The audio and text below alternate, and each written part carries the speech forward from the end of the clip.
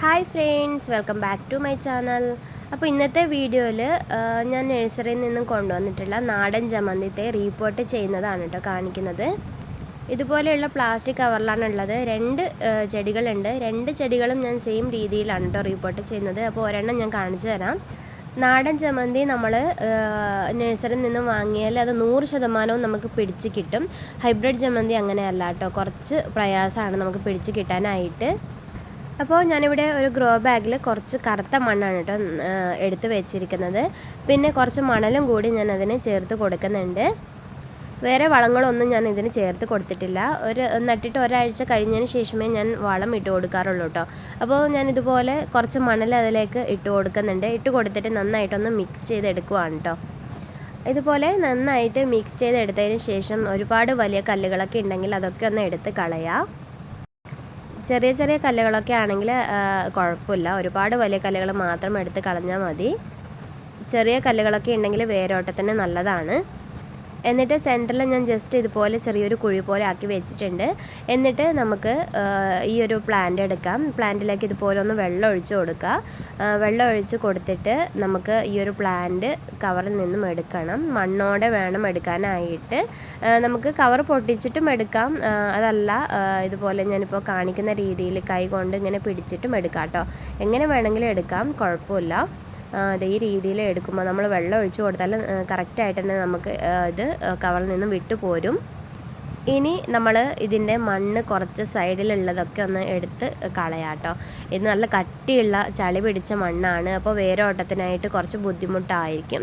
അതുകൊണ്ട് കുറച്ച് മണ്ണ് ഒന്ന് എടുത്ത് കളയാം. താഴത്തെ സൈഡിലും ഈ സൈഡിലും ഒക്കെയുള്ള മണ്ണ് കുറച്ചൊന്ന് എടുത്ത് കളയാം.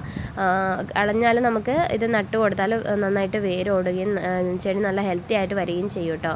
അപ്പോൾ താഴത്തെ സൈഡിൽ ഞാൻ കുറച്ചധികം തന്നെ ഇതുപോലെ മണ്ണ് എടുത്തിട്ടുണ്ട്. എല്ലാ മണ്ണ് എടുക്കണ്ട കേട്ടോ, ചെടി ഒരുപാട് പോവും. അപ്പോൾ അതിന് വേണ്ടിയിട്ട് നമ്മളിത് ഇതുപോലെ കുറച്ച് മാത്രം മണ്ണ് എടുത്ത് കളയാം. സൈഡിലും താഴെയൊക്കെ ഇതുപോലെ കുറച്ച് മണ്ണ് എടുത്ത് കളഞ്ഞതിന് ശേഷം വേര് ഇതുപോലെ കാണുന്നതിന് ശേഷം നമ്മൾ ഇതുപോലെ കറക്റ്റ് സെൻറ്ററിൽ ഗ്രോ ബാഗിൻ്റെ കറക്റ്റ് സെൻറ്ററിൽ ഇതുപോലെ കുഴിയാക്കിയിട്ട് ഇതിലെങ്ങോട്ടൊന്ന് വെച്ച് കൊടുക്കുക. വെച്ചിട്ട് നമ്മൾ ഇതിലേക്ക് സൈഡിലുള്ള മണ്ണൊക്കെ ഒന്ന് ഇതുപോലെ ഇട്ട് കൊടുത്തിട്ട് മണ്ണ് തികയില്ല എന്നുണ്ടെങ്കിൽ കുറച്ചും കൂടി മണ്ണും മണലും ഇതിലേക്ക് ഇട്ട് കൊടുക്കുക കേട്ടോ.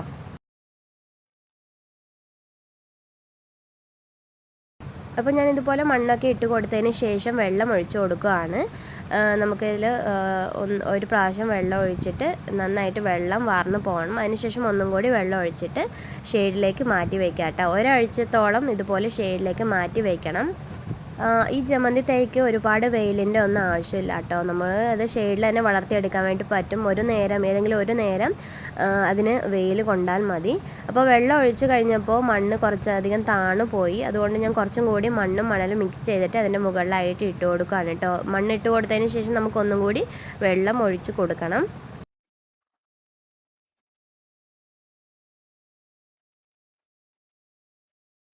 അപ്പോൾ മണ്ണിട്ട് കൊടുത്തതിന് ശേഷം ഞാൻ ഒന്നും കൂടി ഇതുപോലെ നന്നായിട്ട് വെള്ളം ഒഴിച്ച് കൊടുക്കുകയാണ്.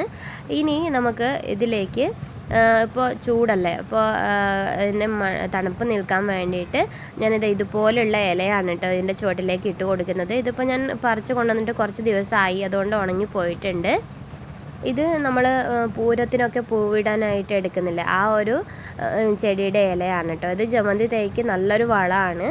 ഇത് കിട്ടാനില്ലെങ്കിൽ ശീമക്കൊന്നയുടെ ഇല ഇട്ട് കൊടുത്താലും മതി കേട്ടോ.